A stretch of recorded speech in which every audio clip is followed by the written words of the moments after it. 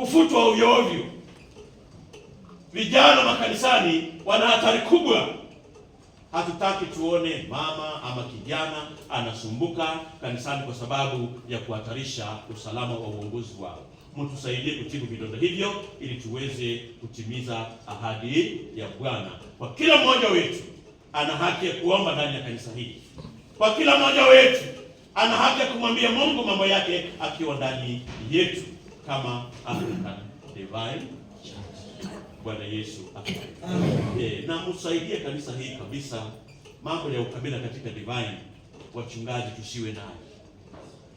Kama wewe bado ni mchungaji unahubiri ukabila, umeona hao wanaume wanaongea lugha yao. Sasa ukisema sitaki kabila hii, sitaki kabila hii, utakaa kanisa peke yako. So wakala msasa mdiji na mbali.